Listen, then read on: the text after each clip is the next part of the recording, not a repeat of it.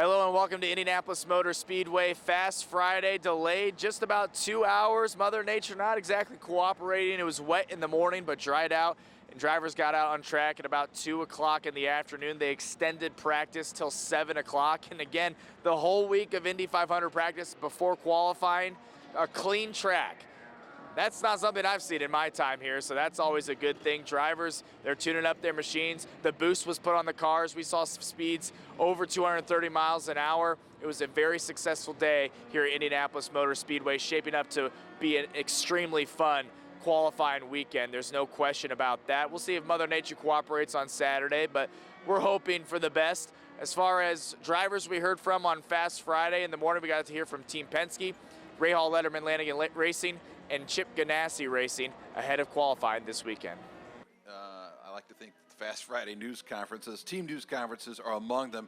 We're starting this morning with Team Penske, and joining us this morning, Jonathan Duguid, the president of Team Penske, Joseph Newgarden, driver of the number 2 Shell Fuel Rewards Team Penske Chevrolet, also Scott McLaughlin, driver of the number 3 Pennzoil Team Penske Chevrolet, and on the far right, David Malukas, driver of the number 12 Verizon Team Penske Chevrolet. The 110th running of the Indianapolis 500 marks the 52nd year Team Penske has entered the race. First, of course, coming back in 1969 with Mark Donohue driving a McLaren. The team's first win just 3 years after that in 1972. A total of 14 different drivers have won the 500 for the team. The list, as you know, reads off like a list of Hall of Famers. And this year, the team is celebrating its 60th anniversary in motorsports, and the numbers there certainly are staggering. Since the first IndyCar Series race in 1968, Team Penske has 247 wins, 310 pole positions. And at Indianapolis Motor Speedway alone, the team has 28 IndyCar Series wins, 20 coming in the 500, 3 in NASCAR, 1 in IMSA. And certainly you know the list of accomplishments of the drivers, but I always love this stat. Combined this year, the 3 drivers, all the team personnel, 700 years of IndyCar Series experience with this race team. JD, good morning. We'll start with you. You've been with the team since, I think, 2005. Is that accurate? Yep. Now leading this team, you talk about all the stats and everything. It's really overwhelming. Now you're leading this program. Just your thoughts on what it's like to lead such a championship-winning organization.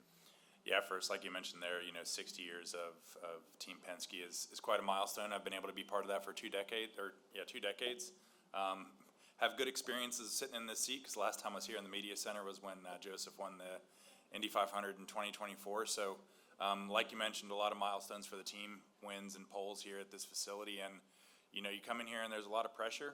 There's a lot of pressure not just on the drivers you see up here, but the rest of the team to build fast and competitive race cars. And we feel confident so far with the running we've done this week, and kind of that's the best place to be in. And we're really excited to turn the engines up today, let Chevy get to work on making the most power, and seeing the precision that Joseph, Scott, and David are going to have on the racetrack to put 4 competitive laps together and see what shakes out. I think it'll be weather impacted, so being able to execute when we do get the opportunity to go on the track is going to be important, and that's what we all build up to. Yeah, we've enjoyed weather over the last 3 days. We'll see what exactly. happens from today on this weekend. David, coming to you far end, the list of names that have driven for this team. You're added to that list. Any pressure there? What are you going through? And the gates here. I mean, firstly, sorry if I don't sound super excited. I am super excited. I'm just a little bit sick, but. For me, it's very special. For me, being a part of Team Penske has always been a dream come true. And I always said, I guess it's still early life crisis, whatever, where you say, why am I here? Why am I on this planet? For me, it was to be remembered, be written across history, and what better way to do that than being here at Team Penske, my name side by side with these great names, and to be remembered in a part of this list. Joseph, for you, been a heck of a run here the last 3 years at Indy. Last year, really good position, and then 2 wins prior to that. What's the hunger like going into a weekend like this, and certainly coming up on the 110th running a week from Sunday? Yeah, it feels the same. Good morning to everybody. Always love being here. How could you not? It's just the best time of the year. I think we all look forward to it. And once you drive into the facility that first time every season, for us it's really the open test a couple weeks ago, but when you drive in for the first time, it just brings you back to those excitements and nerves and memories for sure.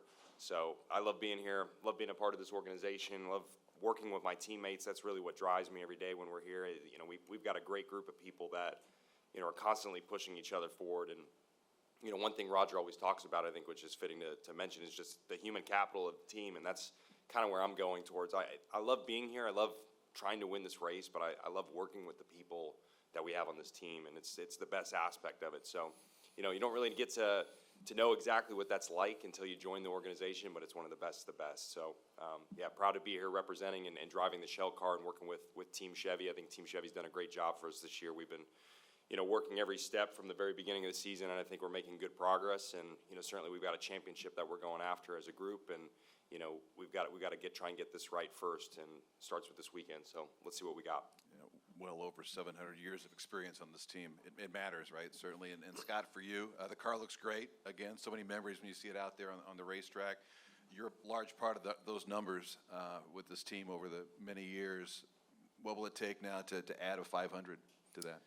Just a lot of, I guess, you know, you just got to be ready for anything, really. I've seen a lot of it over the last sort of 6 years I've been here, but, you know, very proud to represent Team Penske and Pennzoil as usual, and obviously celebrating the 250th anniversary of our country as well, and it's a little bit different when I'm a US citizen now, so it's pretty excited to see what Pennzoil's done with the blue, red and white on the car with some stars. Is pretty awesome. Look a little bit Evel Knievel speck on my suit, which is pretty fun, but you know, overall it's a really awesome opportunity that we all have this year to, you know, have a crack at this amazing race and put yourself in that in those lights with the people that have won this race before, you know, and you know, I'd be lying if I said you know, that this is something that I want more than anything in the world. I'd love to win this race, and working really hard to do that. Open it up for questions. Julia's got a microphone. Colleen's got a microphone. Let's start in the front row. Let's go with Bruce, had his hand up, then we'll go Bob, Joey after that. David, this track has nothing in common with Phoenix, but you were quite impressive out at Phoenix. So how much of that can you transfer over to this? I mean, yeah, they have their differences, but you know, we've had a lot of good testing so far this week, and I mean, it just comes down to a team perspective, right? I mean, getting good information from Scott and Joseph, I think we have a good opportunity to be up there in the end. And also, in the history of this race, more drivers have won it in their fourth year, their fourth start, than any other year that they'd been here. This is your fourth start, so are you confident you can match that? Well, based on that information, wow. That's a pretty wild stat. That is how long did you work on that one? That's like Yeah. a deep dive. I don't have anything better to do with that. No problem. So why not look it up? Well, you know, let's just say out of the past 4 years I've been here, I think this is the best opportunity for it, just being a part of this team. You know, it's so many resources for me, and I can show 110% of myself. And FYI, the last to do that was Marcus Ericsson. Bruce bringing the stats this morning. Love it. Go ahead, Bob. Bob Hawkers, Fox Sports. For Joseph, you talk about the people at Penske. I know there are hundreds of people at Penske, but when I look on this stage, there's two different faces than were up there a year ago. So I'm curious, how different is Team Penske from a year ago? I think in a lot of ways it feels completely the same to me. You know, the great thing about this group is most people that walk through these doors, they're here for a very long time, which is unique. You know, I think the average tenure has got to be at least 10 years, maybe longer across 12, the. yeah. There you go, 12. There's my so. stat for the morning, Bruce. 12 years. 12 years is the average tenure. It also took 12 years for me to win the Indianapolis 500. Interesting stat. But it really hasn't changed much to me. I mean, I remember when I first joined the team, you know, Jonathan was engineering Elio at the time, and, you know, it's just funny. You get to work with a lot of different people in the group, and you kind of always hope you get to work with different people in certain capacities. Jonathan was one of these guys. I was like, man, I would love to work with Jonathan, but I had a great engineer already. So, you know, it's just funny how it cycles around, and, you know, you see strengths in everybody within this group. So, you know, what I'm trying to contextualize for you is that there might be movements within the organization, but to me it feels the same every day I walk in the door, and I would say the same today. Joey? I guess along those lines, doesn't ask something similar, is just how did last year's situation kind of rally you guys and make you stronger now a year later? If it has. You asking me? Yeah. Wants to answer. I'm fine to answer. Obviously, call it turmoil or whatever you want to call it, that we had here May last year. It took some time to get over and took some time to structure ourselves appropriately, but I think you could see towards the end of the year that the team was operating on top form again. We captured 2 wins and won the final race of the year, and already captured a win here this year in Phoenix with some strong performances and a few poles already, and our performance here at the Speedway this year has been strong too as well. So like Joseph said, a lot of teams are built around process, and specifically in our reorganization, we promoted a lot from within and leaned on the strengths that we had. It is a different team. It is a different group. Mainly the approach we're taking is very similar, but we've improved in a lot of areas too, to be honest. And I think, we've got a strong group and everybody's pushing the rock the same direction, and a lot of confidence going on to the racetrack tomorrow for qualifying. Let's go Jenna and then Zion after that. Go ahead, Jenna. David, you said you're sick. What's going on? It's just, sore throat, coughing, just your average kind of cold. I don't know if it's cold, whatever, but, we're working through it. You'll be fine. Yeah, it'd be sweet. It'd be great. You guys want to sit closer to him? Yeah. I moved away already. Yeah, instead of saying, how are you doing, he's like, you're sick? Yeah. Scott, I was at a dinner last night where everyone had to name their pick on who they thought was going to win the race, and somebody picked you. They said because they wanted to see a worst to first storyline. Do you look at it like that? Yeah, I mean, I guess I got an opportunity to go from zero to hero in some ways, but look, I think I've got an equal opportunity to win this race just like I did last year. It's just circumstances that happen, but I'm very focused on what we need out of the race car right now, and just trying to work towards getting through qualifying here, and then I feel like our race car is pretty decent, and just trying to focus on the little details that'll help. But you just got to set yourself up for that final stint and hopefully put ourselves there, and I feel like I've got the experience that I can sort of do it. But it's gonna be tough as always. It's close as ever, and it's anyone's race in some ways. Zion. Jonathan, you talked about getting back on track toward the end of last season and how that's kind of bled into this season. Just what efforts have you made specifically to try to stabilize everything within this team? Yeah, I think, we had a very strong team before, and we have a very strong team now. So we promoted some people into some different roles and created a different team structure. We have Dave Faustino as technical director, focused on technical preparation and technical development of the car, and Ben Bretzman is kind of overseeing all the at-track operations from the engineering side. And we didn't have those roles before. They were kind of split between a few different people, and now having kind of focused accountability has been quite strong, and we've got a continuous development path happening while people are at the racetrack and people working back at the shop. So I think, reacting to some of the, call it personnel limitations that I viewed we had before was probably the biggest thing, adding some capacity by promoting some people, and it's paid dividends, and it's going to continue to pay dividends here in the very near future too as well. So. And Joseph, we haven't seen you on the podium since Phoenix, but you've still had pretty consistent results. Just for you as someone who's kind of known for what you can do on ovals, how important has it been on all these street and road courses to just stay consistent and kind of gear yourself up for May and the rest of the season? Yeah, I mean, I think we're making very good progress as a team, pulling our program back to where we expect it to be week in, week out. I mean, the GP was another, I think, representation of that, where, we're trying to, steer the program into consistent speed and performance that's more natural. We got there towards the end of last weekend. We had good 2 top 5s, which was great for the team. And, it's how can we convert that to wins more consistently? So that's our goal. That's what we're working towards. I think to Jonathan's point, we're making a lot of progress. I feel very encouraged. But certainly from a championship standpoint, you have to do that. For us, we've got to be up in the front every single weekend if we want to fight for the championship. So that's where our mindset's at. We've got good momentum as far as the way the team's operating. I haven't seen it operate any better than this in my time here, so I feel very encouraged by what we have in front of us. Let's go Harvey and then Archie after that. Go ahead, Harvey. David, given your performance last year, what did you learn that's going to take you one step up on the podium?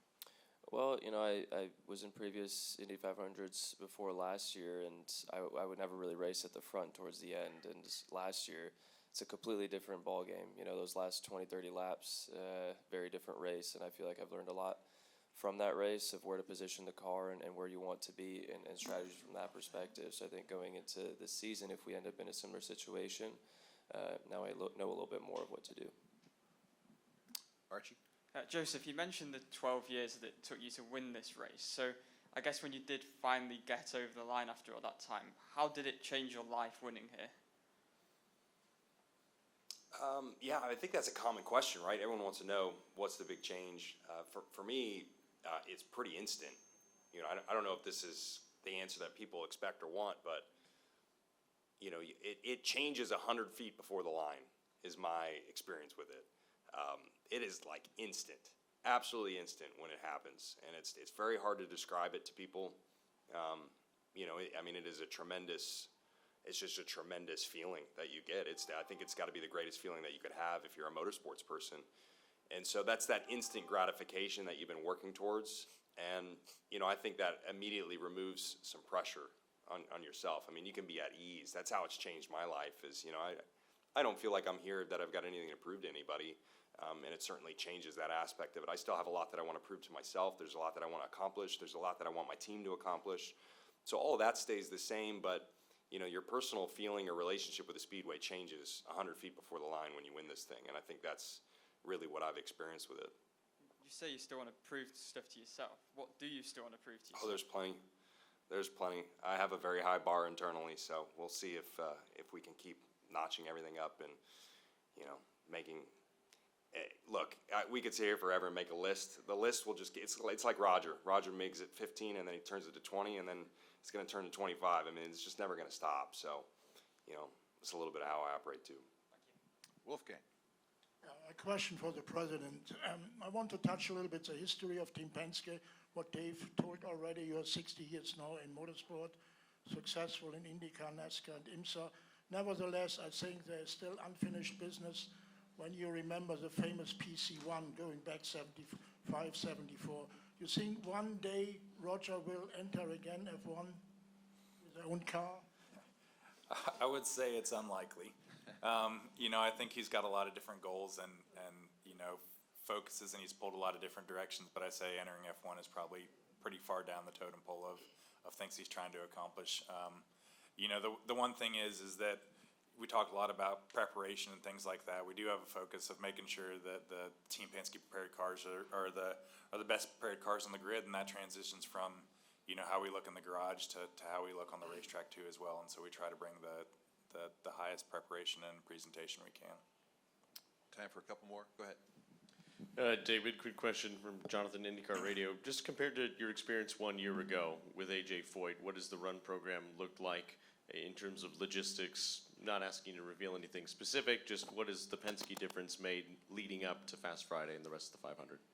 I think it's just preparation, keeping my mind at ease, right? There's so many resources, and that comes out just not even before 500, but pre-season. You know, I went into St. Pete, you know, telling everybody I felt actually very calm, and the calmest I've ever felt, just because I had so much prep, and any information that I needed from the team, they would go and provide it. So there's no need for that overthinking that you would fall into. Any thought I would have, I could tell the guys, I could tell Fernando, Mustafa, James, and by the time I wake up, they'll give me all my answers. So it feels really nice to have that, and I think bring that into this qualifying weekend and the 500, the race, I feel actually calm, just because any thought process I have, it's going to be there.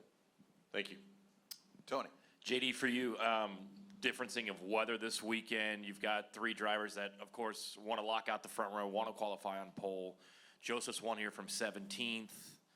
I think the pole sitter's only won once in the DW era. So how do you manage that risk-reward all weekend of letting your guys go for it, but knowing what you have and kind of being satisfied at some point in what you have throughout the weekend? No, I think a lot of it goes to relying on the feedback from the drivers, to be honest. You know, running practice around here, you can go from feeling like you have the best car and put another set of tires on and change anything and have a hit to your confidence. And so I think it's really about finishing on a good base and a good confidence level. So if we go out there and do one run today and Scott comes in and says, I don't have anything else to learn, we're going to take it back to the garage and be done for the day. Because like you said, it is a risk versus reward.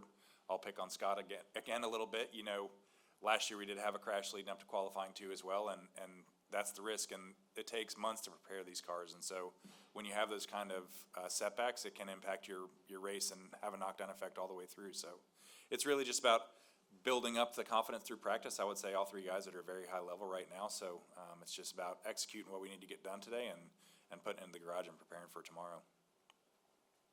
Okay, we've got time for a couple of follow-ups before we wrap up. Let's go Joey Barnes here in the front row, and then Bruce has got his hand up also. Go ahead, Joey. For David, I can't think of anyone that's had more opportunity to lean on good resources for the 500 than maybe you, because I think about A.J. Foyt, I think about Newgarden here, and then obviously Rick Mears, who Scotty and Joseph have leaned on. I mean, can you just kind of take us through how maybe they're a little bit different in terms of what they offer you in terms of advice and getting acclimated to this place? Well, I mean, it's all different forms of advice. For me, coming back from 2024 off of the wrist injury, I went through so many different teams. I was able to collect so much information. And, yeah, I'm 24 years old now, but I guess in the grand scheme of things, it's still very young. So I still am ripe for absorption of information. And I think for right now here at Team Penske, it's been the best, right? Because there's information from Scott and Joseph, but I can also look at the history from previous years and really collect a lot of that information. But overall, whatever team I've joined, it's all helped to become who I am today. But anything from Rick Mears in particular that you've kind of tried to soak up? Well, other than some good stories of the past so far, but I have some more time to talk and get some more information. Go ahead, Bruce. For Jonathan, throughout Team Penske's history, there's been certain eras in management, and did you feel like, one of the benefits that has happened was now it's your turn? Guys like yourself and David Faustino and Ben Bretzman, that this is an era where now they're getting the opportunity to really go out there and shine in additional leadership roles. Yeah, I think so. When we put people in those positions, we try not to micromanage them because we've got a group of extremely smart individuals, and so for them to be able to put their touch on certain things, it's important for them to have accountability, but also share in the successes too as well. And Indianapolis is the absolute benchmark and the absolute test of everything. So I guess time will tell here in a few weeks if we made the right decisions and put the cars in the right position to be able to end up in victory lane, because that's the ultimate goal and that's the ultimate judgment. We can feel good about finishing 10th, but that's not what we come here for. We come here to finish in first place and take home the big trophy. So that's the main goal, and really excited to work with those guys. It's a really peer challenged environment. I challenge them, they challenge me, and I think the solutions and everything we come out of the backside are better for it. And I think that the amount of respect that everybody has for what everybody's bringing to the table is extremely positive, and it's a good working environment. And Tim Cindric said that when you have all that responsibility, a man in that position really thrives at having all those extra duties. Do you feel the same way? Or are you thriving in this role? It's a challenge. That's probably the best way I would describe it. Like Joseph mentioned, I have my own internal goals and kind of use that to determine if I'm thriving or not. And then the finishing positions is how the rest of the world views it. So, but in general, I'm quite happy with where the team is. I would say we're not done with what we're pushing on, and hope to continue to raise our form and be in victory lane more regularly.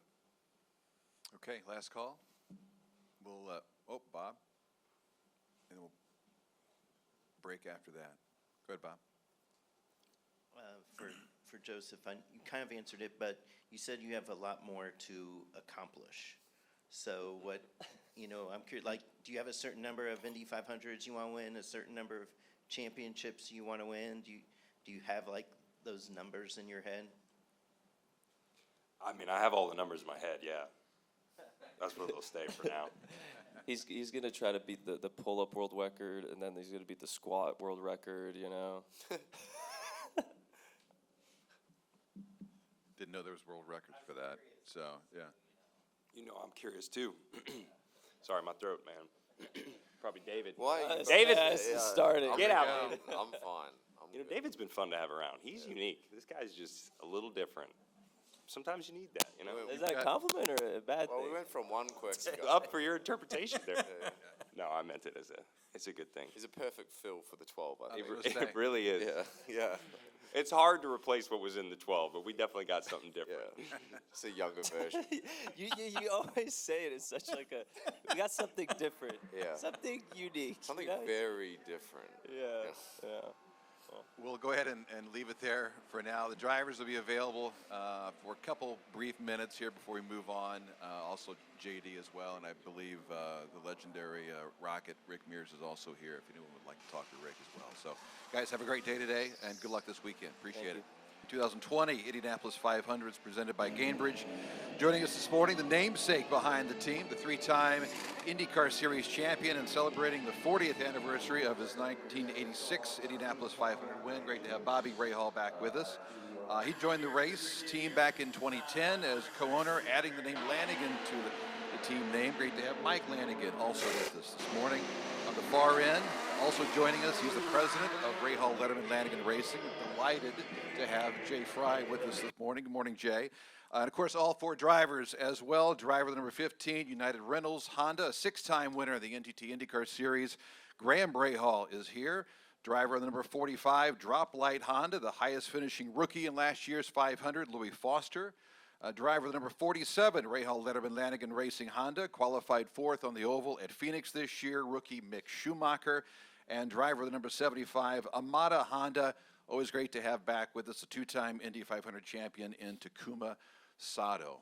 Bobby, we'll start with you. Busy month, obviously, and crazy to think it's been 40 years now since the win back in 86. Documentary is out. I thought it was spectacular. Do you want to talk a little bit about it, how it came to fruition, and just maybe your thoughts on it? About the documentary? Yeah. I was approached by Adam Carolla's group, Chassis, not quite sure the Chassis Media, thank you, about they wanted to do a documentary on me. Of course, I was surprised, flattered, not sure if there was enough material there to have a documentary, but yeah, it took a couple years. Scott Borchetta came in towards the end and was really helpful in getting things to move along, and of course I had a lot of respect for Adam. He did a great documentary on the Ford versus Ferrari battle at Le Mans in '66, '67, and then he did a great one on Willie T. Ribbs. He's done about 4 or 5 documentaries, I believe, and they've all been really good. And so I thought, yeah, why not? And so certainly made myself available to talk to them at times and all over the place.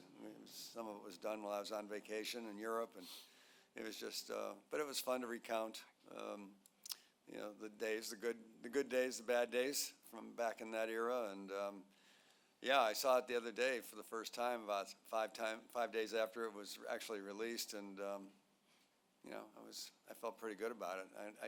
I was surprised they could get that many people to say that many nice things about me. But now the full length, the full length feature, I guess is a better way of putting it, is next Tuesday. So yeah, it'll be interesting to see how that goes. But it's pretty cool. Yeah. Got a lot of positive comments from people.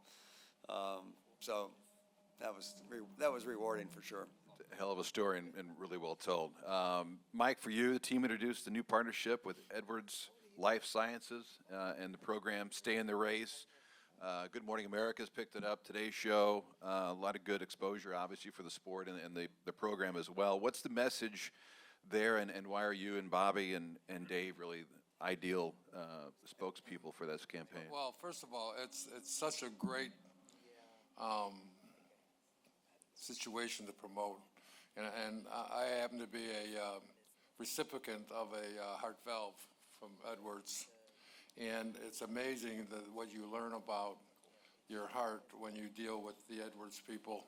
The thing is, everybody's taught us over the years, take care of your health, exercise, watch what you eat. Well, heart valve failure has nothing to do with how you live your lifestyle. It actually can wear out. Your valves can wear out.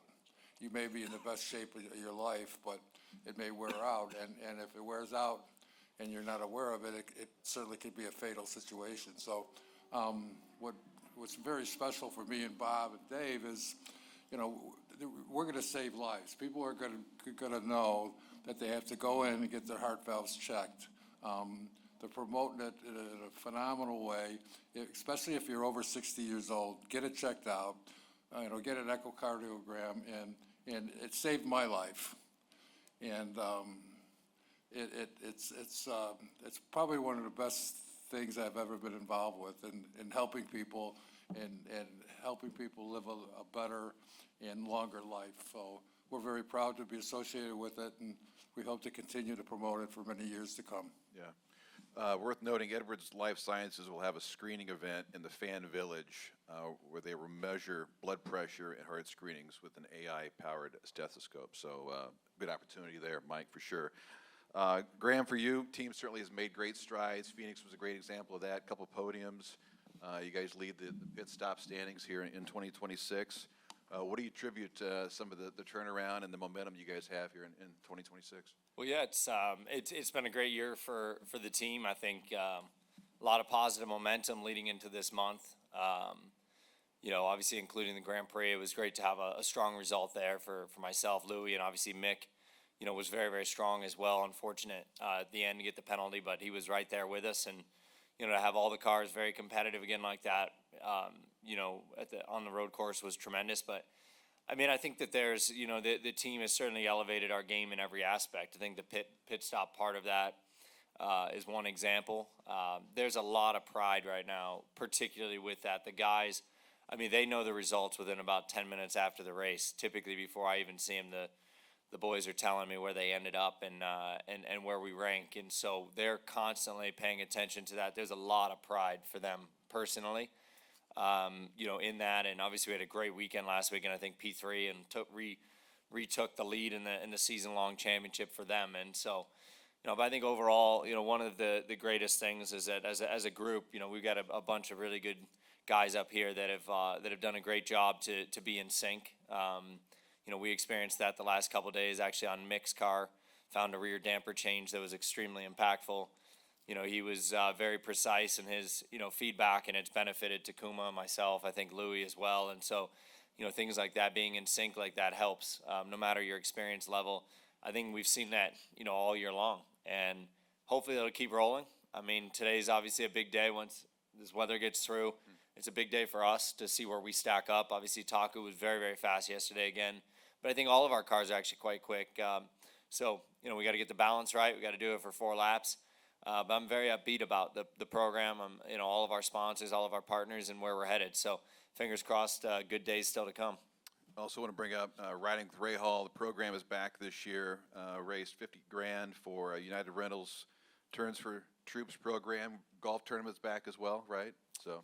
Yeah, lots of, it's a good opportunity to raise money. I've had a lot of people come up with to me this week with the Riding with Ray Hall thing. I think there's a lot of pride that goes into that. You donate, put your name on the car, put somebody else's name on the car. We've had, several people come up and tell me that their father or whoever maybe in their memory is on the car. So there's a lot of special moments that go with that.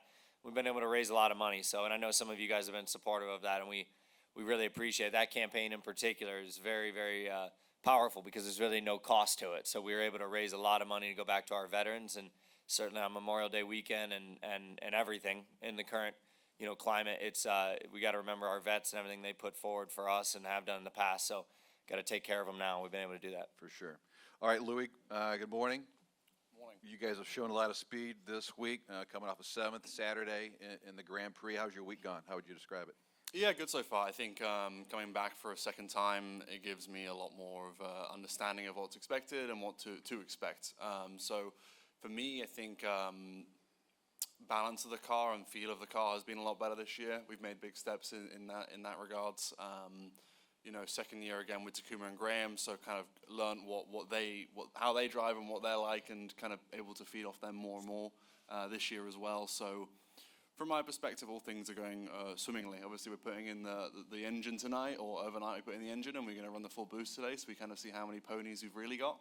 But as Graham said, so far, cars have felt really good, and we're super happy.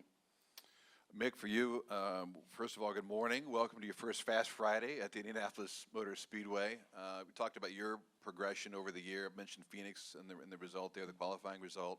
Certainly, the team has been very methodical, I think, this week for you. How would you describe your first week here on the Oval? Yeah, no, I think we definitely started off, kind of with baby steps just to kind of really get into the right mood and into the right place with the car and for my feelings especially. I think it's a tough circuit out there still, just even though we go, very fast around the corners and stuff, like you have to have the car in the right spot. As we're trimming out, these things start to feel a bit different than what they do when the car is fully loaded and you have the downforce there. So we kind of chipping away on the lists, making sure that we also contribute a bit to the team with helping, through damper testing or whatever, which seemed to be very, useful and helpful, especially. So, Andy Brown obviously doing an amazing job there to lead the way and help me out with, kind of opening up ideas and opening up, let's say, different ways to look at it. Obviously, Gavin as well, a big part of that. So, obviously, getting into the Fast Friday now, it's going to be exciting to see how it is with the boost. Obviously, don't really know what to expect. So, gonna let it all come my way and then, take it from there. We'll be watching for sure. Takuma, for you, you're timeless at this place. Welcome back. Very quick. Led 51 laps last year, race high, and then, of course, qualified on the front row. What are your expectations heading into qualifying weekend? Well, hope we can keep this result until Sunday. But first of all, I think I'm really proud of the team. That's what it is. I think, obviously, Mike and Bobby, and David, of course, and the boss allowed to do everything we wanted. Obviously, some limitation and there is a resource, but I think the very clever engineering group and hardworking mechanics building a great car for us, and then of course, Jay, day by day, just organization for the team. I think I can see being a team not long enough, obviously, as Graham, but be part. Yeah, okay, could be, but part of 2012 when Rahal returns for the IndyCar, I was selected driver, which I was very proud of. But anyway, seeing that expanding and moving forward for the entire team, and really proud of be part of the Rahal and Racing, and come back and do the job. I think the first 2 days, there's no hidden that for the short program, it's very tough position. I think head down, do the job for the engineers, and yesterday we put everything together to see where we are, and so very proud of that. Mick, really first time for the IMS, and second day open test already. His speed was is very impressive. So, like he said, he did a lot of damper work and give us options, and then once Graham confirmed, which I could believe, total trust that I put him on the damper yesterday, and we went faster. So still there is a lot of area that searching.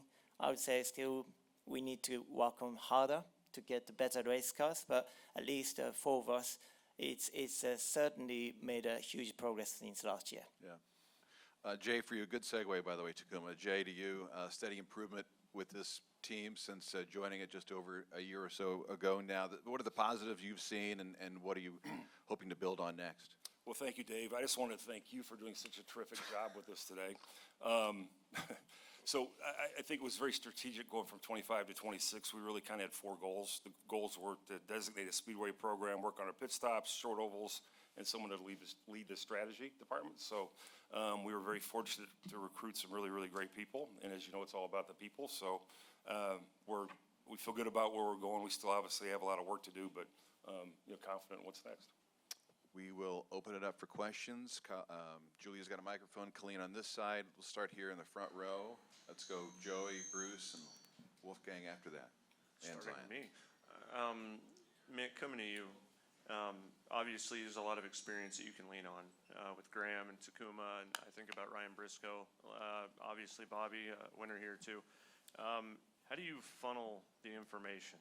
And does it sound like one voice? Does it feel like it's just fragments from everybody? How do you manage that? I guess like, you know, you kind of try and take whatever works best for you. You know, I've been talking a lot to Graham, to Ryan, obviously, especially. I feel like, you know, he's been obviously on my stand, so that's been very helpful. So, you know, I don't have to go back to these guys' stands and talk to them whilst they're in the car. So, you know, that definitely helps. And I think overall, like, the whole team has just been really good at, I think, also not overloading me with information.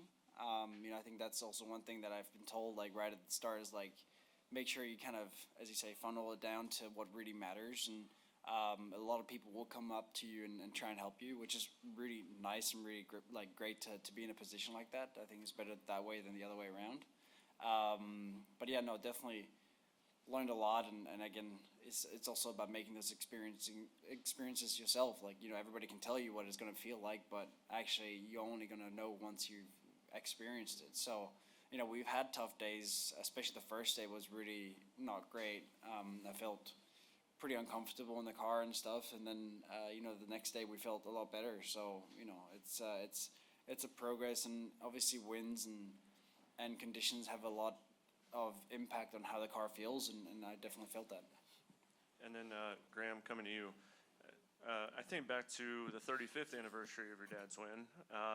You know, you were running up front. We know you were yarding the field there. And then now we're at the 40th. I mean, where's the confidence level here on another anniversary year?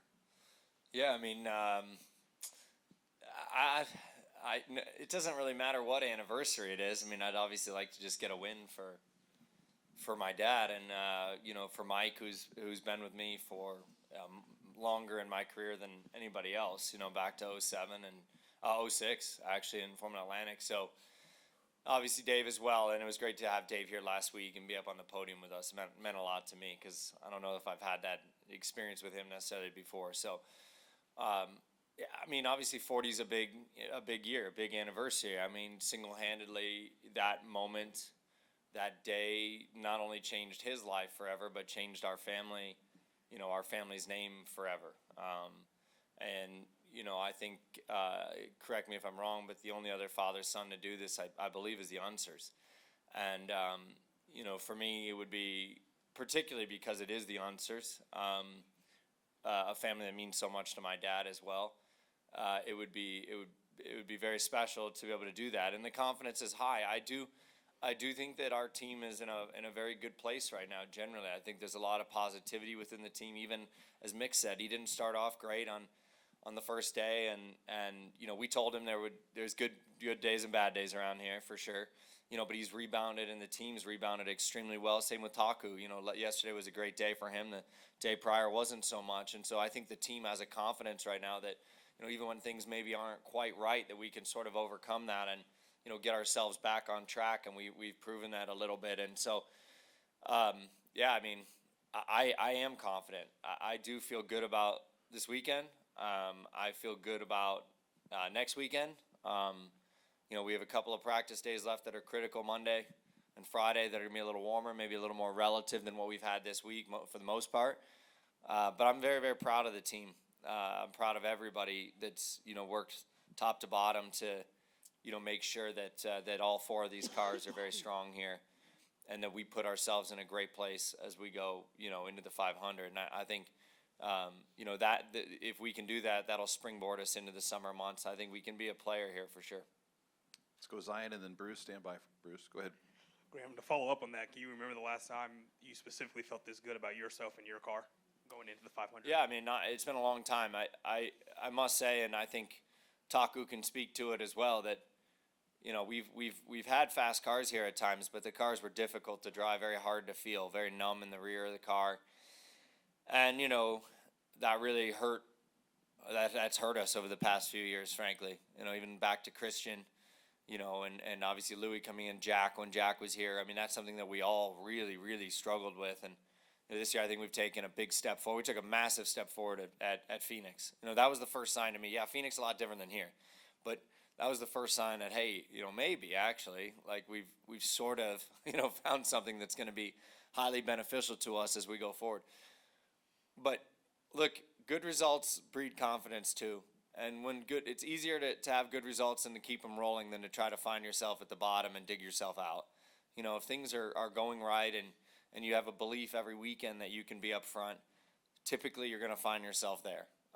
You know, the mental side of this sport is as strong as, or more important maybe than anything else. And I feel like right now the entire team is in a pretty good mental space. And so, you know, I'm like I said, I'm proud of everybody, and hopefully we can carry that forward next week. And then Takuma, for you, I was just curious, what is your kind of evaluation process each and every year when deciding on if you want to keep coming back? I like this team a lot, and I wanted to win again with this team. 2020, it was no doubt is a special year. Come back to the Ray Hall and won together, and such in fashion. And we're really proud of that day. And also, huge appreciate to the IndyCar Roger Penske to be able to race us in such a difficult pandemic situation.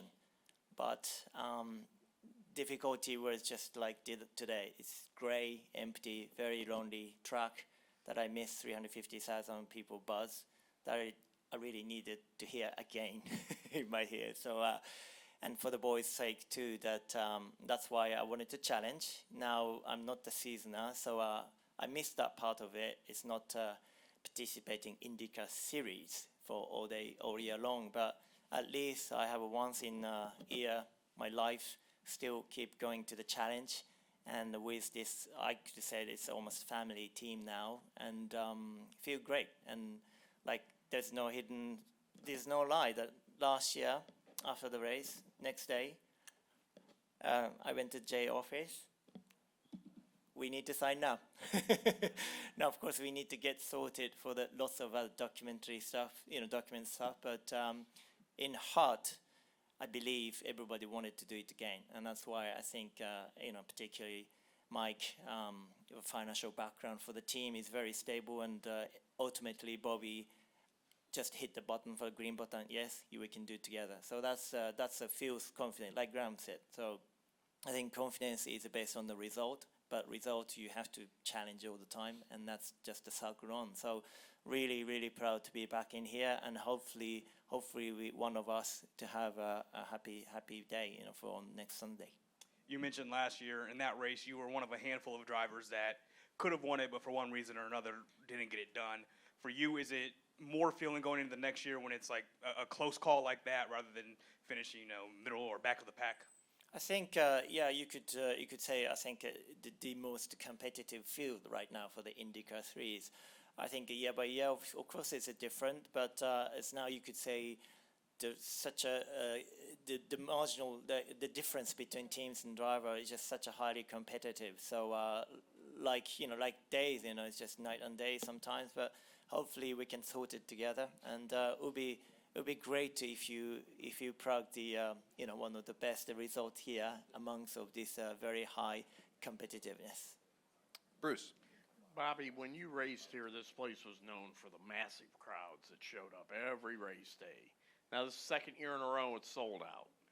So you as a team owner, a charter owner, franchise owner, a stakeholder in this series, what are your thoughts? How important is that? And does it feel like the days when you were driving?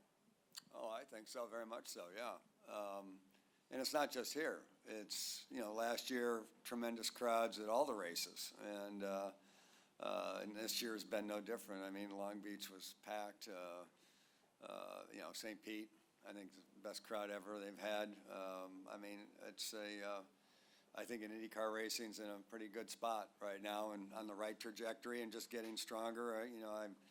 I've gotten to know Eric Shanks, fairly well, and we chat about the series, and I think that having Fox doing what they're doing is so important to the future of this series. And I think it's a pretty good time to be in IndyCar racing, and that crowds are certainly reflective of that. Better TV ratings have been reflective of that, and I just don't, I see it just continuing. So I think we're in a good spot. And also, you made a key personnel decision in the offseason by bringing Brian Barnhart over. Yeah. I know Graham loves the guy. If you and Jay could talk a little bit about the importance of having Brian and what it is that he's really helped with the team. Well, all credit to Jay on Brian, and there's a few others that have come on board through Jay's, efforts. But Brian Barnhart is, he and I worked together at Gallus Craco in 90 and 91. And so I've known Brian a long, long time, and I just, he's a solid guy. And I have no doubt that, part of Graham's so far having a pretty good year is due to the fact that Brian's on his stand and, talking to him in the races. Brian brings a ton of experience with him here, and I think we're seeing the benefit of that just overall. So, guys like Brian have been important to where we are today. Jay? Yeah, no, that's obviously it. Like Bobby mentioned, so when we talked about this, the goals and the strategic thing we did in the offseason, that was obviously one of the bigger ones. But, Gavin Ward on the oval stuff has been amazing.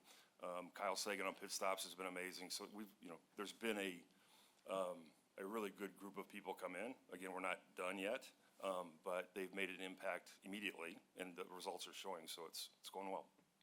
We got time for a couple more before we break into one-on-ones. Let's go Marshall, and then Wolfgang's been itching to talk to Mick Schumacher. So go ahead, Marshall.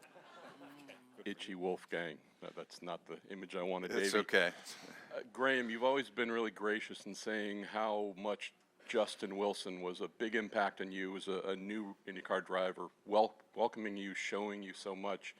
Now that you're officially really old, have you embraced that? How are you embracing that with Mick? Not young and new to racing, but new to IndyCar, Louis as well, but you're the vet now, the full-time vet. Tell us about this experience with your younger drivers. Well, I mean, I think it's, honestly, I think it's better to ask them than me, because, the true judge of if I'm helping is them, and what they say. But I don't know, I've been fortunate to have, a lot of very successful teammates over the years.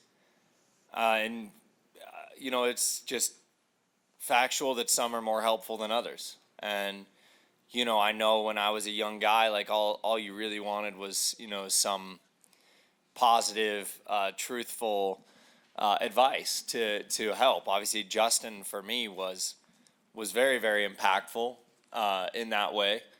And, really that was my second year, but, in the sport was with him. But I felt like he really helped me a lot and opened my eyes to a lot of things, and didn't necessarily view me as competition as much as, really wanted to help me grow and see what I could accomplish. And, I remember, when I got my win at St. Pete with him, he was one of the first guys there, and he was just so happy and excited and so on. And, I've had teammates that weren't that same way, right? And so you just wanted to try to help these guys as best as I can. Christian as well.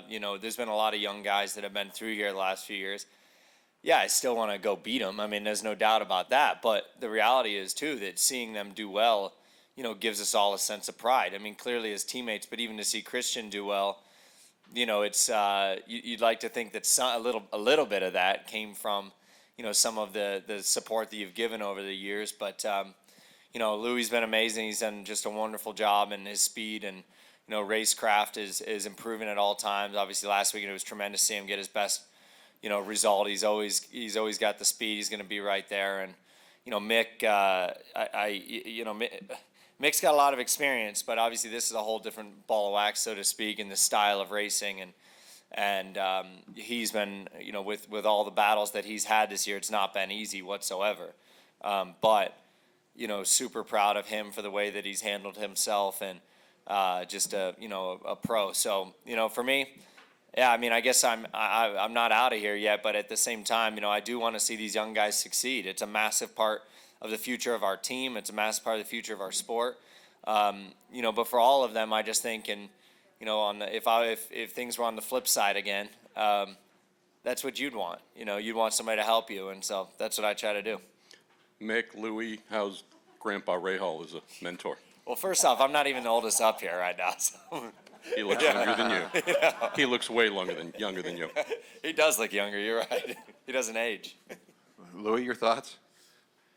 Yeah, I mean, I don't want to glaze Graham too much, but yeah, obviously Graham's super helpful. And, you know, ever since I've come into the team, he's been, the weird thing for me that I always found was in junior categories, it's very different, right? You've got all the drivers are all aiming for the same place. And when you get into IndyCar, I remember the first kind of time that I raced against Graham, I was like, okay, 30-year-old middle-aged man with like 2 kids. He can't be that fast, surely. And he was. But he's also super helpful. And ever since I came into the team, he's always been supportive of me. And I think the biggest thing that we share is a very similar feel for the car, which has been quite helpful for me as well. So yeah, ever since coming here, it's been very different to what I'm used to in junior categories, but a very nice change. So yes, Graham, thank you. Mick? No, obviously he's been great.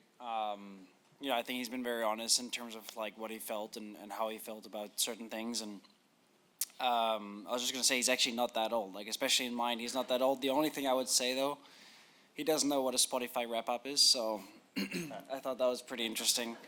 Yeah, I mean like no, on the racing side definitely he's super talented, but also really open in terms of how he feels. The car feels and how he would approach certain things, and it's definitely helped me understand the sport better. You know, obviously it is very different. It is a very different environment compared to Europe. So it does take some time to kind of adjust to this. And yeah, I mean everybody in the team has been great on that, and especially Graham. So I don't know, definitely he can be happy with himself. Okay. Wolfgang, wrap us up.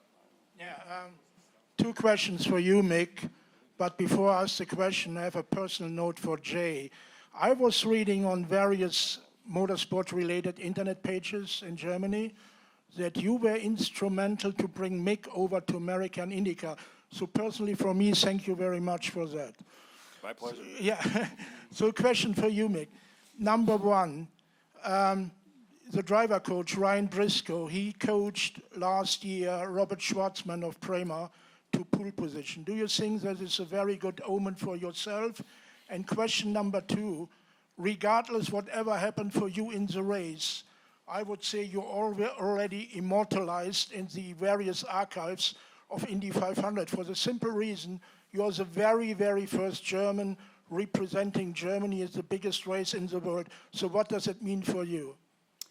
Yeah, no, I mean, like to answer the first question, you know, Ryan's been great on the stand all season. Whether or not it's going to be a good omen for us, we'll have to wait and see, I guess, till tomorrow. But yeah, no, it's been definitely good to have him on the stand. Question number 2, yeah, I mean, like I heard it was like more than 100 years ago that there was a German on. Hey, okay, never, okay. Okay, well, luckily that can't happen this time. We have the windscreen, right? Yeah. So. Don't want that. Yeah. Yeah. Not good. Well. Not good. Hey, Roma took care of that already for us. So, yeah. So no, I'm very excited to go into the race. I think again, it's I'm just looking forward to how it's going to be race day. And I think it's one of those. I've done Le Mans, I've done Monaco and F1, so this one's the last one in the books to kind of experience. So yeah, no, it's going to be great. Well done, Wolfgang. I've expected that in German, so thanks for keeping it in English. Appreciate that. We'll leave it there for now. Good luck to Ray Hall Letterman landing and racing this weekend. Certainly a week from Sunday, the 110th running of the Indianapolis 500. Some hundreds, 7, I guess, if you want to include the Pat Patrick years. So that was excellent. Chip also, he will join us, leading a team with 17 NTT IndyCar Series championships, including the last 3. Mike Hall, far left, also joins us, the longtime managing director for Chip Ganassi Racing. In the car this weekend, driving the number 8 Sunoco Chip Ganassi Racing Honda, Kiffin Simpson on the far right. Driver of the number 9 PNC Bank Chip Ganassi Racing Honda, 6-time NTT IndyCar Series champion and winner of the 2008 Indianapolis 500 in Scott Dixon. And driving the number 10 DHL Chip Ganassi Racing Honda, last week's pole winner of the Sanzio Grand Prix, 4-time and reigning NTT IndyCar Series champion in Alex Palou. Chip, good morning. Let's start with you. Another strong season for the team. Cars have been solid this week as well. What are you looking forward to in qualifying this weekend? Hi, Dave. Good morning, everyone. It's interesting coming back to Indianapolis this year in that, we've had more races this year prior to coming to Indianapolis than we have maybe ever, at least in my era and or in our era. And so you kind of come in here and you're kind of at mid-season form already, and you've had some race behind you, the season's developing. But you come to Indianapolis, and it's certainly its own special place and takes its own special attention. I think as you'll probably hear from the guys, we feel good about our race cars. We feel okay about qualifying. I think maybe not. I don't know that we're 1, 2, 3 pole material, but we feel pretty good. I think we'll be in the mix. Really looking forward to it. I mean, obviously, the weather outside there right now is not great. Not that great, but hopefully it'll dry off. We'll get some running in today and tomorrow. But yeah, looking forward to it. I mean, it's again, you hear all these cliches over the years and these lines. We've all heard from every team. We're focusing on the race and we're not worried about qualifying. All these things you hear every year, but they're all true. They're all true. How many, I look back at last year and in years past when we've won the race, and it's, you forget about all these things that happened early in the month, and, you kind of move on. In some respect, it's the largest single-day sporting event in the world. At the same time, it's another race, and you have to approach it that way. So, yeah, looking forward to it. Big weekend ahead, big weekend next weekend. Kevin, for you, how would you describe first couple days of practice, and what do you expect heading into qualifying weekend? Yeah, it's been a solid start to our Indy 500, I think. The number 8 Sunoco Honda's been feeling strong and feeling good in race running, and haven't really gotten any qual sims in yet, but hoping to get some in today. Yeah, but I do think it's been a solid start for us, and just myself feeling a lot better this year coming into it. 2 years under the belt already, so yeah, looking forward to another year. It's crazy. Time flies like that already. Into it like that. Scott, for you, speaking of which, Indy 500 number 24, a week from Sunday. Wow. A couple. How He came with us when he was 12. Correct. Yeah, he started when he was 10. How different, or has it been different this week for you at all, or status quo? Yeah, they're always different. I think the surprising thing for me this year is just the lack of running. A lot of cars haven't been running. There hasn't been, there's been kind of pockets where there's been some good race running. Yesterday we were trying to gear up for that as well at the start, and there was kind of really only one pack that went, and we mistimed that a little bit. But I think for us, we've done kind of a lot more digging of trying to find some different stuff, and even being my 24th, even with this car, I don't know how many years we've had this car, maybe 14 or 15 years, we did a lot of stuff that I've never done before. So I feel like the 9-car group is in a really good spot. We kind of just did the one kind of, half qual sim yesterday, and Alex did a lot of the grunt work yesterday, I think, converting early and doing those runs yesterday. So yeah, we feel comfortable. I think we're in a good spot, and the team as always is prepared very well, and a lot of hard work on the off season and throughout last year as well to come back better and stronger, and it's looking good. Yeah, Alex, for you, the 10 cars looked really good, I think, this week. What are your thoughts heading into qualifying coming up tomorrow and Sunday? Yeah, I'm excited, very excited. Yeah. As Scott said, I think we've seen a little bit less running from everybody in general than what we expected. Probably also because we just had the open test so close to it that it kind of feels like we've been here like for an extra week, let's say. So yeah, excited, very excited. I think we've seen some good progress in our team with last year. Like we feel a bit more comfortable in some areas. We need to see what qualifying is going to bring. I think yesterday I did a lot of work and a lot of focus on like single car running and just qualifying, but everything is going to change today and tomorrow, like this weekend when we're going like 10 or 12 mile an hour faster heading into turn 1 and 3, I think it's not going to feel as easy. So yeah, just excited to feel that when it clears up, but yeah, just very excited to be back here. 100 extra horsepower seems to do that a little bit around here, so this weekend. Yeah, it's a big difference. People yeah. don't realize how different it feels as a driver whenever you go to that boost level and the amount of speed that you gain. So it's exciting. Yeah. Mike, I know it's always exciting for you to come back to Indianapolis Motor Speedway. What's impressed you about this group here in 2026? The teamwork, frankly. They work so well together. They help each other, and we're able to map the racetrack pretty quickly, individually as well as collectively, and that's been a big deal for us. But that's always what our culture has emphasized. And it works all the way through the system when it works with the drivers. So, you know, we have three drivers here. It'd be great to occupy the front row.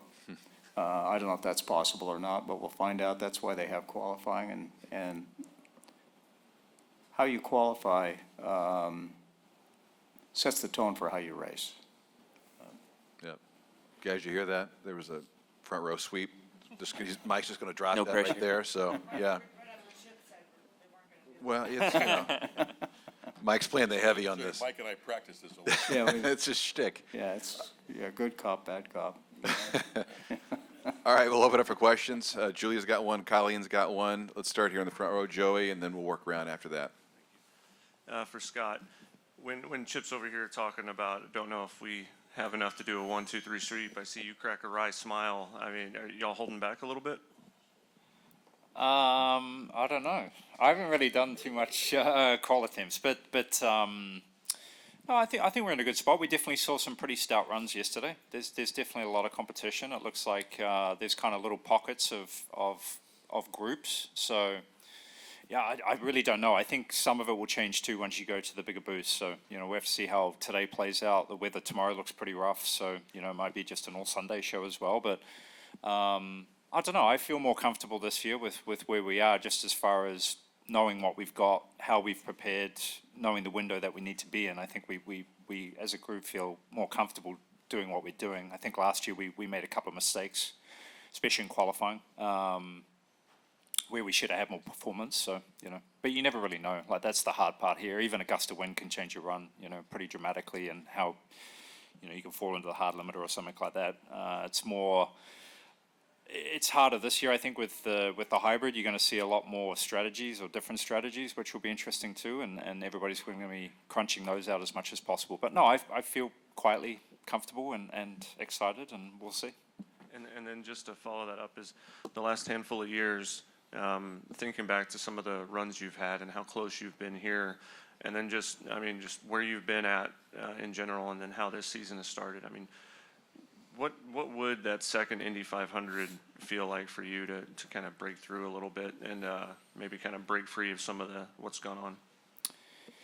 Yeah, you can't really dwell on the past, that's for sure. You know, it's just eyes forward and focusing on what we've got this year. You know, some things are in your control and some are out of it. You know, there's definitely moments where, you know, you felt like you were kind of hard done by, and maybe some that you kind of did yourself. So, yeah, it's really just taking in the moment right now and focusing on what we've got in front of us. So, you know, trust me, if I can get a second, I'd be thrilled. But unfortunately, there's 32 others that are going to have a pretty good shot. Obviously, you know, I think you're going to be racing kind of 5 to 10 as a group of really strong cars. And, you know, even last year, you could see, you know, there was a lot of people taken out early or had issues early. You know, it's a tricky race to get everything right in that 3 hours. And honestly, then it just gives you a shot at possibly winning. You know, even if you have the perfect day, it just gives you a shot.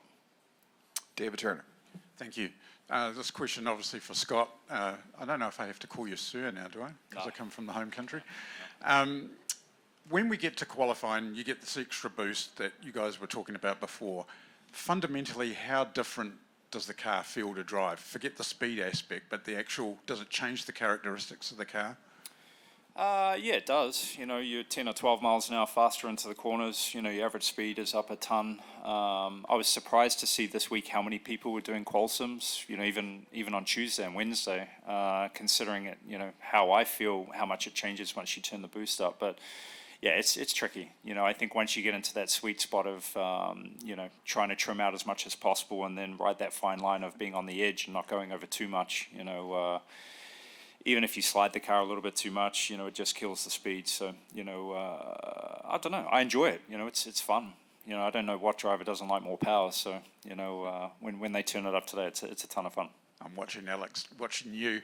Does it make a difference, Alex? Do you actually feel it, like, physically when you're driving the car?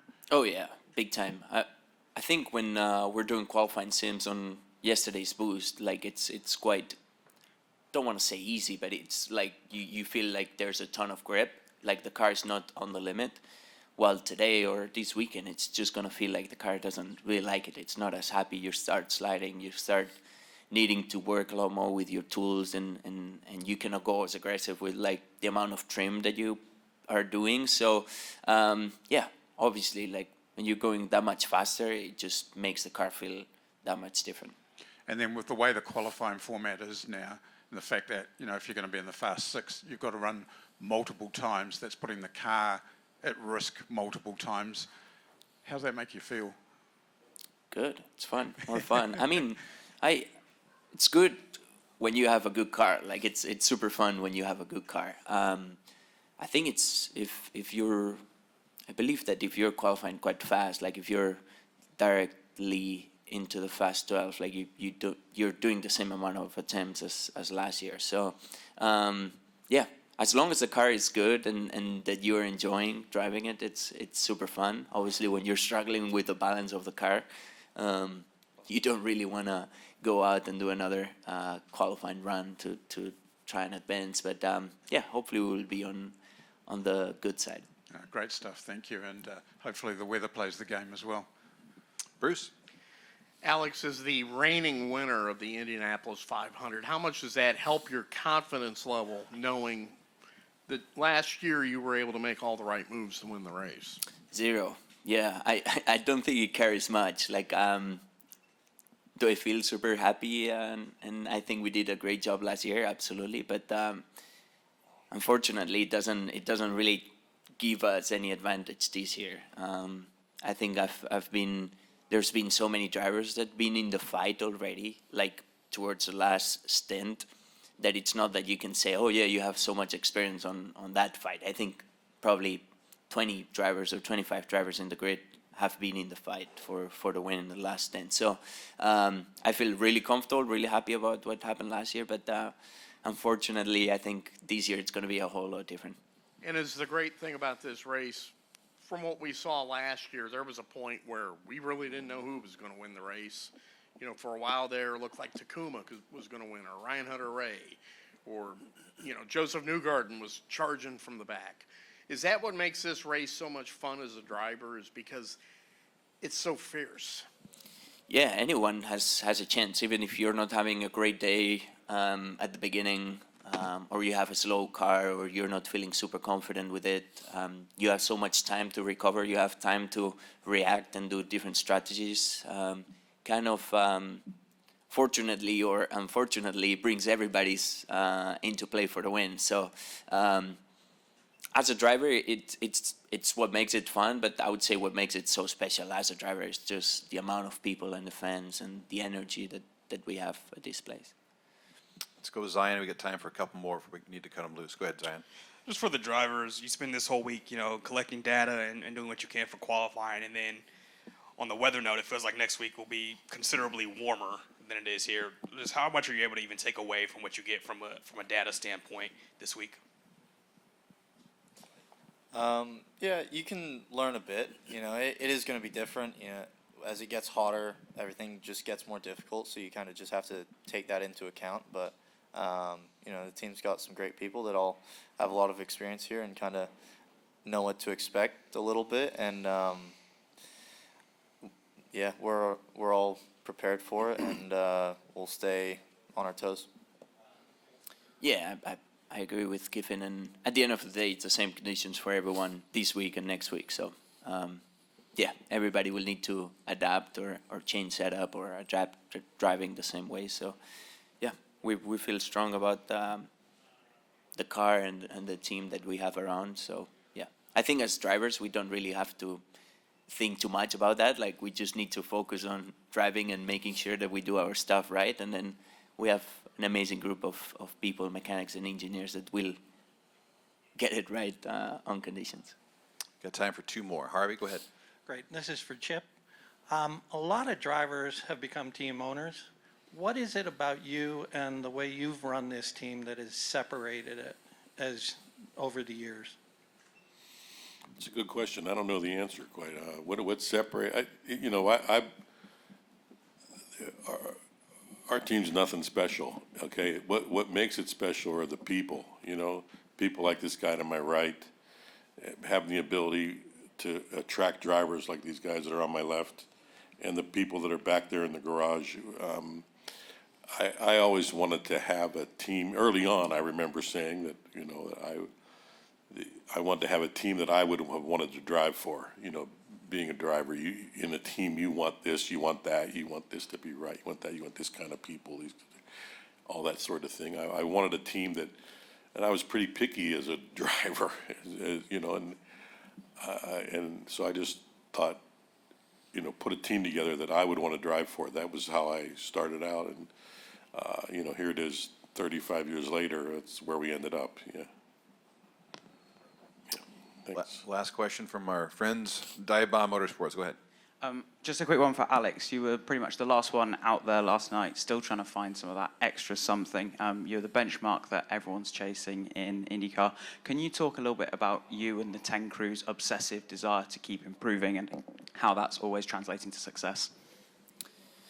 I think it's everybody at CGR that just is obsessed with winning, or not obsessed, but that's the work that we want to do, everybody at the shop. But yesterday was just my engineer just wanted to keep me running and wanted to keep on collecting data. It was actually the first ever time that I got the checkered flag here at the IMS. Yeah, I don't know. The good thing is that we collected a lot, we understood a lot. We got faster throughout the day, which that's the best thing to see as a driver as well, like knowing that all the work that you're doing, you're getting speed out of it. But yeah, it was just Julian and my team that said, okay, one more, Alex. I'm like, okay, let's do one more, and until the end. I think if they would have kept the track open throughout the night, we would have been running. Strap on some flashlights on the front of the car, run it all night. So there you go.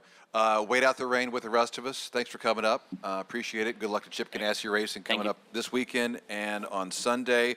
Scott and Kiffin can do a brief. Your Fast Five on Fast Friday. Felix Rosenqvist topping the charts over 233 miles an hour. Alexander Rossi, Scott McLaughlin, Takuma Sato, and Marcus Ericsson following closely behind. Scott McLaughlin and Alex Palou, top non-tow speed. So it's going to be fun to see qualifying weekend. There's no question about that. We'll have you covered on air right here on WTHR+.